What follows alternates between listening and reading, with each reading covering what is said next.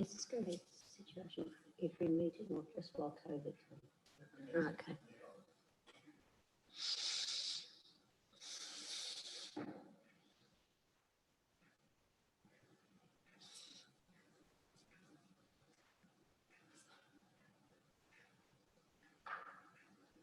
Must be getting close to 4 o'clock. Yep. Okay. Welcome, everybody. We would like to acknowledge this land that we meet on today is the traditional lands for the Gawler people, and that we respect their spiritual relationship with their country. We also acknowledge the Gawler people as the custodians of the Greater Adelaide region, and that their cultural and heritage beliefs are still as important to the living Gawler people today. And I think we've got everybody here except Helen Hennessy, for whom we have an apology. Any motions to grant leave of absence? No leave of absence. And we've already covered non-attendance. Everybody's here except our apology. Are there any declarations of interest or conflict of interest? Would someone like to confirm the minutes of the last meeting? Karen, seconded by Diane. Any discussion? Those in favour, please show. Carried. Right, let's have a look at the business arising from the minutes. Is there anything that anyone wants to raise from those last minutes? If not, no, we will go to the next item on the agenda, which is item 6.1, deductible gift recipient and donation options update. So Jacinta, do you want to bring us up to speed with that? Thank you, Chair. As the committee is aware, the Cultural Heritage Centre applied for a deductible gift recipient status from the ATO, which allows people to give donations to the Cultural Heritage Centre and receive a tax deduction for those. We've received that, so we're now an endorsed DGR fund from the Taxation Office. We've also been looking at other opportunities for the community to support the activities of the Cultural Heritage Centre through donation boxes, which you'll often find in cultural organisations. We looked at the two different types, the cashless card waving ones that are very popular these days and particularly appropriate in a COVID era where people don't like to touch things. So we looked at that, and the cost for that is in the report. And we also looked at a traditional acrylic box that people can put cash into, because we like to cater to everyone in the community and how they may like to donate. So those are the three, the two options for donation boxes that we're presenting to the community, to the committee, and also the noting that we have the DGR status now. Thank you. Any discussion? Yes, happy to move that way. Moved Karen, seconded Deborah. Any further discussion? If not, those in favour, please show. Thank you. Excellent. It's only great. Right, so item 7, updated motion list. People have that to look at. Is there anything anyone wants to raise in relation to the updated motion list?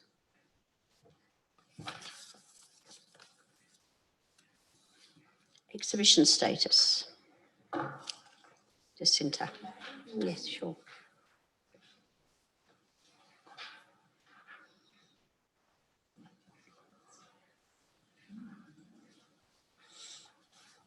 Because we're saving on printing. Thank you. God save the Queen.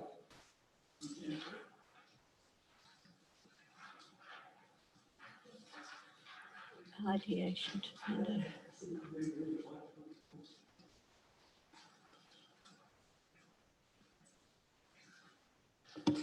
So through the chair, this is a plan of the exhibition layout that's been sent to us by the exhibition designer. As the committee is aware, we had limited funds for this exhibition, so the layout is very similar to what we had with our inaugural exhibition. The piano, the Bechstein piano, will remain in situ, and the wall of treasures is also in place. The cabinets are in the same place as they were before, so there's some things that haven't changed. What will change is one of the windows will be put up with a vinyl tracing of the Song of Australia. The other big change is that we have audio in this exhibition. So we'll be able to hear the dulcet tones of Mr. Ferguson playing Governor Ferguson. We've also got a recording of the Song of Australia, because that was played on the exhibition foundation stone, the laying of the foundation stone. You'll notice also that in this exhibition, we've moved out into the corridor. So there's bunting in the corridor There was bunting all over Gawler on the day that the foundation stone was laid. And so we've also got some floor decals. So God Save the Queen and Advance Australia are on the floor. So we're really hoping to draw people in through that corridor and into the space. You'll notice, it's very hard to see the panels, but you'll notice the style of the exhibition is based on news type. When the committee was raising funds for the Institute building, they had a monster fair in 1865. And one of the innovative things about it was that the Gawler Institute as a committee invested in publicising it. So they printed posters, and those posters were widely distributed. And that was an unusual thing to do in that time. And because they were printed by the Bunyip, they were printed in a newsprint style. So that's why we've got a newsprint style throughout the exhibition. The designer picked up on that and he wanted to carry that through the exhibition. You'll have noticed that style was in the invitation that you received today as well.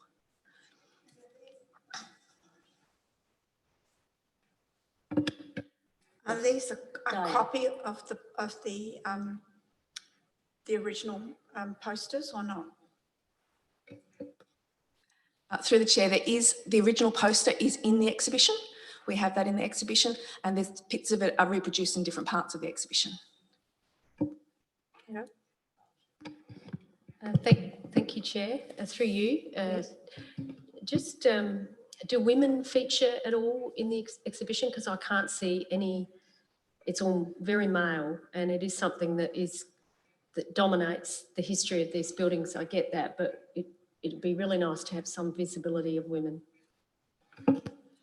Through the chair, yes, women are in the exhibition. There is one section where the Monster Fair, it was the women of Gawler that raised the most money at the Monster Fair, so they're in the text panel. And we also have online from NIDA an original dress from that period that's on the exhibition to explain, to demonstrate the clothing that the women wore and how difficult it was to do the things that they were doing. So yes, women are in that exhibition. Also, if I may, for the chair, just say that Carolyn Carlton, of course, was the lyricist for the Song of Australia. Is she featured at all? Through the chair, her name is on the window. The Song of Australia is Right. printed on the window. Right underneath there, you can see Carolyn Carlton's name on that. We don't have a bio for her at all. Through the chair, we had Carolyn Carlton's bio in the Into the Light exhibition, Right. so we didn't want to replicate Okay, that. fair enough. Cool. Yeah, I see the Institute banner is going to be displayed. So is that completed now and ready to go? Through the chair, that came back to us from Art Lab last week. It looks magnificent. It's above the chimney in the exhibition, and Dr. Knott's portrait is above on the other chimneys. Yes, Karen. So just back to Carolyn Carlton, we have a portrait. Is that going to be used? Through the chair, that was in the last exhibition, so we haven't put it in this one.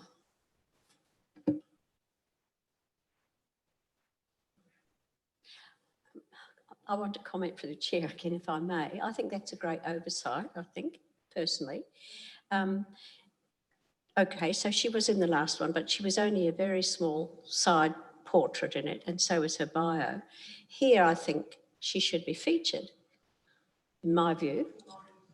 It's an opportunity to celebrate a woman who played a very important role in terms of the Institute and its function. And although she was in the last exhibition, I don't think that should necessarily say that she shouldn't be in this one, particularly as I think her presence is significant. That's my personal view. Karen.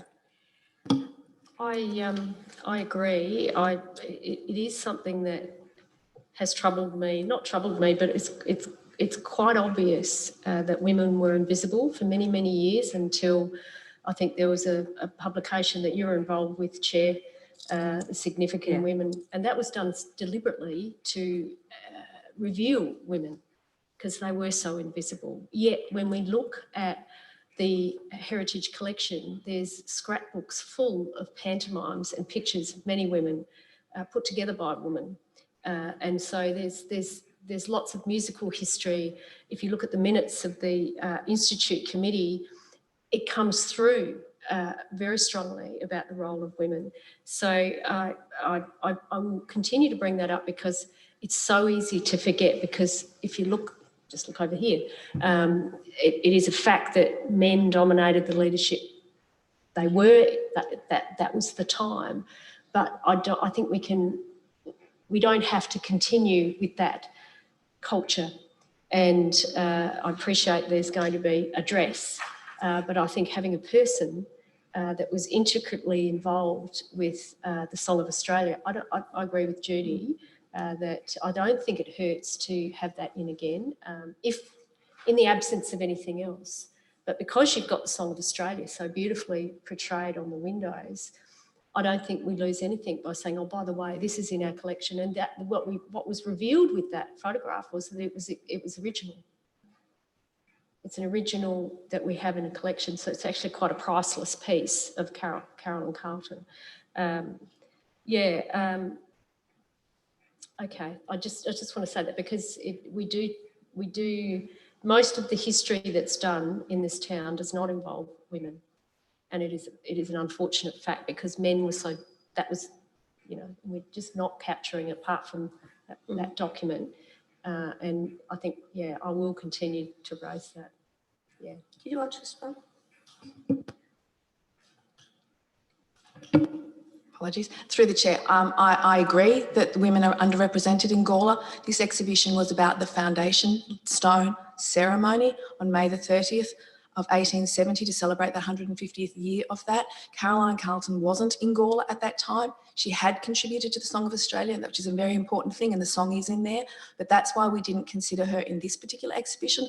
The next exhibition we're working on, which we'll bring to the committee, is a theme of the food production in Gawler over time, from Ghana perspective right up until this current age, and there are wonderful stories of women in significant food production in Gawler in that time. Sure. However, we are using 3 windows of the Song of Australia. So with respect, we are celebrating the Song of Australia. It is connected. Yes, it's about the foundation stone, but if we've got something that connects with the Song of Australia, and we've also got the original scores, haven't we? So we're going to put that up on the window. And it's going to be this massive, you know, so I think we are celebrating the Song of Australia, which came out of the Institute. So I think there is a connection. I'd really like to see that because, yeah, there's not a lot apart from a dress. Yeah, it doesn't actually, address the issue around women, but okay. Deborah? Okay, through the chair, I'd just like to discuss one other aspect of the question about showing the role of women, is the Monster Fair. You mentioned that there were quite a few women involved with the fundraising of that. I wondered if there was any chance of sort of highlighting that. There must be some photos, there must be, because it's not just women who stand out like Carolyn, but it's the housewives and the women who are there supporting everyone else who contributed to the history as well. And I think some kind of display of their participation, their role, how much they did and achieved, is that going to be included? Through the chair, the Monster Fair was in 1865. There was very few photographs. We only have 3 photographs of landscapes of Gawler from that period. It was early in photography in Australia. So we don't have any images of those women. We have the names of some of them, and that's all we have. And we know the stalls that they were on and the figure that they raised, which is highlighted in the text panel. Can I ask a question, please, Jacinta? In terms of portrayals and photographs, what percentage would you say were of men and or of women in this exhibition? So through the chair, there are some photographs of men on the treasures wall, small photographs. There's the portrait of Dr. Knott. There is no photographs of women from that period. So there are no images of women. No there are images at all. There are images, there are illustrations of women, but they are not of individual women. Okay. And the brass band presumably is all men, is it? Yeah. I think that's an imbalance, even though you're talking about opening of the Institute. I feel very strongly about it, actually. I think it's a great pity that we don't have photographs of women. I know, for example, that Jessie Reid was very involved in the Monster Fair, and she was very quiet, shy and retiring, but there are photographs of her. And she was a great fundraiser and benefactress, if you like, in Gawler. And she was also the sister-in-law of John McKinley. And I think it would be a great pity not to have something which visually showed women, because I think they're there, those pictures, either illustrations or photographs. And I still don't think it would hurt to have the photograph of both Linger and Carolyn Carlton beside that window, if you can put them there. Anyway, that's my piece. I'm not going to say anymore. I've said enough. So through the chair, I will investigate the opportunities to put those portraits there with a descriptive panel. And if that's okay, I will email the committee with that, because obviously we won't meet again before the exhibition. Sure.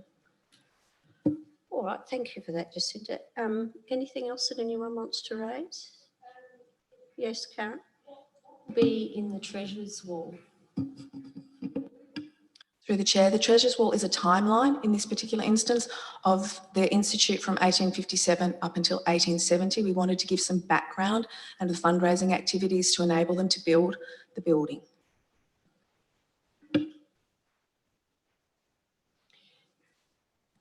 Okay, thank you very much. Thank you for that. Don't have to do anything, do we? Just have to thank you? Good, that's lovely. We do thank you. And it's not an easy job. And I'm sorry that we've sort of jumped on you a bit, but never mind. It was done with love, that's the main thing. I think that's the role of the committee. Okay, thank you. All right, reading room usage and purpose, item 8.1. So through the chair, that's listed for future discussion at a future meeting, taking up from the workshops, etc. we had around that room specifically, and ensuring that we can rotate the collection through that room as well as through other spaces. So we're of a view to bring that to a future meeting. I can't remember exactly which one we nominated, but it's within the next couple of months, put it that way. Thank you, David. Anybody want to make any comments, any discussion? No? If not, we'll move to item 9, questions without notice. Are there any questions without notice? Yes, Paul? Yeah, I'm just interested through the chair to Jacinta, how's your involvement with Walker Place going, with any installations there? So through the chair, working with GIHA and the National Trust, we collected a number of items that will go into the bollards. They have been with the manufacturer for a while, so we're waiting on the manufacturer to bring those back. They should be there for the formal opening, and we're creating interpretation around those and around the statements that will be on the digital sign. Thank you. Anything else that anyone wants to raise? Looks great. I mean, going past, it looks like it's going to be fantastic. Yeah. Yeah, yeah. Oh, yes. Wonderful. Any motions without notice? No? All right. I'll close the meeting at about 17 minutes past 4. Amazing. Amazing.